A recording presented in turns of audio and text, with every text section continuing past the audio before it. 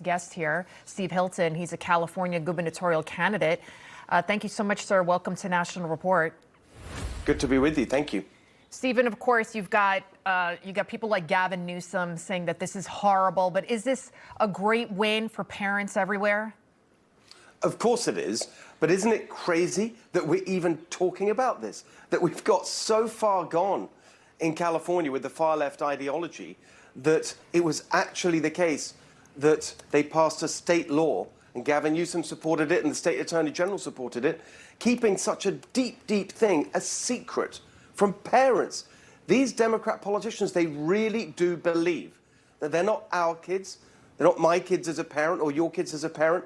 They are their kids, the government's kids, and they can do whatever they want. It's just unbelievable that we ever got into this situation, but thankfully, common sense is coming back. Yeah, we were alluding to, or rather, one of our guests alluded to Sage Blair, who was a guest of President Trump at the State of the Union address, and her parents went through the same thing. It's very simple. The parents would not acknowledge a certain gender that the child chose, and they were separated, both the parent and the child. It was a really emotional moment. Unbelievable. Yeah, and they were welcomed back together, finally. But to be able to do so is pretty unbelievable for many, but not for Governor Gavin Newsom, who lashed out at that Supreme Court ruling. And here's what he told the New York Post. He says, quote, "Teachers should be focused on teaching, not forced to be gender cops. The shadow docket ruling by the Supreme Court undermines student privacy and the ability to learn in a safe and supportive classroom free from discrimination based on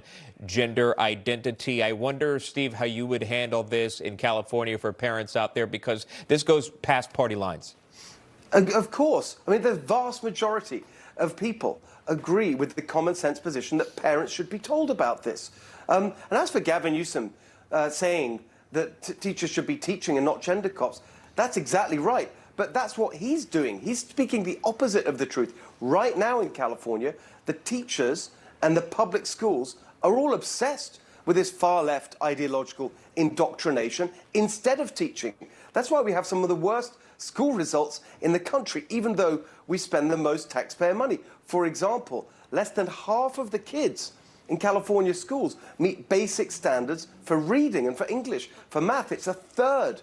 Two-thirds don't meet the standards. California's now been overtaken on all these things by states like Mississippi, Louisiana, Alabama. All these states that the Democrats look down their nose at are doing better than California because they are prioritizing education instead of far-left indoctrination. And as governor, that's what I would do. Use schools to teach kids, not to push this far-left extremism. Right. Newsom, it's confusing as to what platform he could possibly be running on, considering you see the amount of people leaving the state because of high taxes. They've spent billions of dollars on the homeless situation there, but it's exploded instead.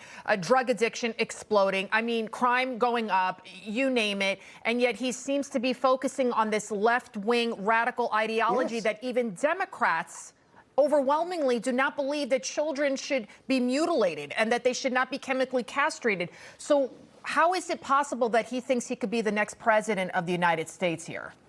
It's incredible. I mean, you're exactly right. He's got the worst record. He's the most useless governor in America on every measure. We have the highest poverty rate in America, highest unemployment rate, highest cost of living for everything, gas, electric, insurance, housing, you name it, the most expensive in the country. And as you say, instead of fixing any of that, he's pushing this far-left ideology, and every single thing he does puts him on the wrong side of common sense. Just the other week, he was saying that he couldn't do anything about an evil child rapist being released early from prison.